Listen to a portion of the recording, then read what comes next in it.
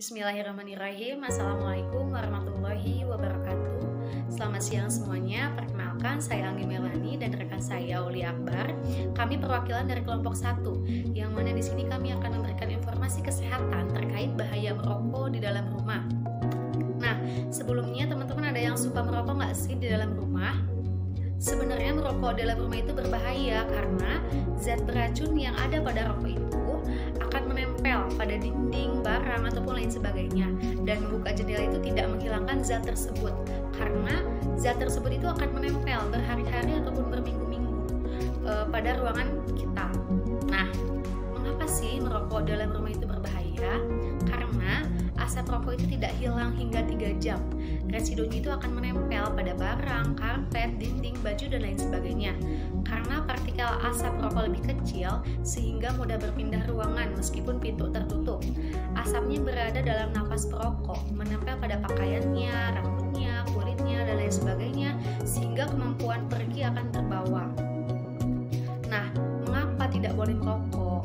Rokok itu ibaratnya pabrik bahan kimia, yang mana dalam satu batang rokok yang dihisap akan mengeluarkan 4.000 bahan kimia berbahaya. Di antaranya yang paling berbahaya adalah nikotin, tar, dan karbon monoksida.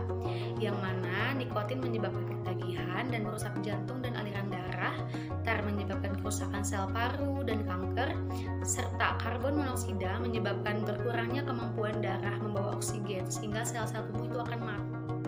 Sekarang kita akan membahas tentang jenis perokok. Jenis perokok yaitu ada perokok aktif dan pasif. Apa sih perbedaan perokok aktif dan pasif? Yang pertama, perokok aktif. Perokok aktif adalah seseorang yang mengonsumsi rokok sekecil apapun, walaupun cuma 1 batang dalam sehari, atau seseorang yang menghisap rokok walaupun tidak rutin sekalipun, atau seseorang yang mengikuti cara menghisap rokok kemudian dihembuskan kembali, itu pun bisa disebut dengan perokok aktif. Dan yang kedua, perokok pasif. Perokok pasif adalah seseorang yang bukan perokok, tetapi menerima atau menghirup asap rokok dari perokok aktif di sekitarnya. Rumah adalah tempat berlindung termasuk dari asap rokok. Maka dari itu, perokok pasif harus berani menyuarakan haknya untuk tidak menghirup asap rokok. Karena di sini banyak sekali bahaya atau resiko yang dapat ditimbulkan oleh merokok, baik itu perokok aktif maupun pasif. Karena perokok pasif pun memiliki resiko yang sama seperti perokok aktif. Ada banyak sekali bahaya yang disebabkan oleh merokok, yaitu dapat menyebabkan kerontokan rambut, dapat menyebabkan gangguan pada mata seperti katarak, dapat menyebabkan kehilangan pendengaran lebih awal dibandingkan bukan perokok, dapat menyebabkan penyakit paru-paru kronis, dapat menyebabkan kerusakan gigi dan bau mulut yang tidak sedap, tulang menjadi lebih mudah patah, dapat menyebabkan stroke dan serangan jantung, menyebabkan kanker rahim dan keguguran, dapat menyebabkan kanker kulit, menyebabkan kemandulan dan impotensi.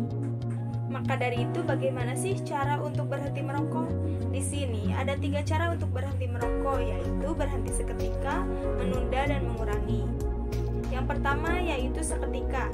Cara ini merupakan upaya yang paling berhasil, tapi bagi perokok berat mungkin perlu bantuan tenaga kesehatan untuk mengatasi efek ketagihan karena rokok mengandung zat adiktif. Untuk cara ini mungkin akan efektif bagi perokok pemula atau perokok yang tidak berat. Yang kedua yaitu dengan cara menunda. Perokok dapat menunda menghisap rokok pertama 2 jam setiap hari sebelumnya dan selama 7 hari berturut-turut. Sebagai contoh, misalnya seorang perokok biasanya merokok setiap hari pada pukul 7 pagi. Maka pada hari selanjutnya bisa ditunda merokok 2 jam menjadi pada pukul 9. Begitupun pada hari-hari selanjutnya sampai pada hari ke-7. Yang ketiga yaitu mengurangi.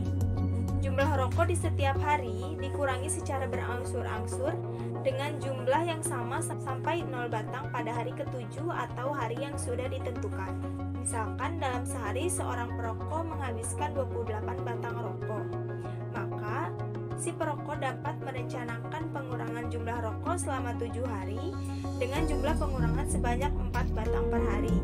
Jika biasanya setiap hari seorang perokok menghabiskan 28 batang rokok per hari, maka di hari pertama dikurangi 4 batang menjadi 24 batang rokok per hari.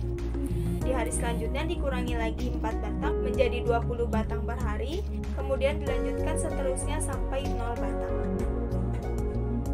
Berikut adalah penjelasan terkait 3 cara untuk berhenti merokok. Tetapi hal yang paling utama adalah niat dan tekad yang bulat untuk berhenti merokok, sehingga kita dapat melaksanakan tips-tips atau cara-cara yang ada untuk berhenti merokok, sehingga kita dapat berhenti merokok.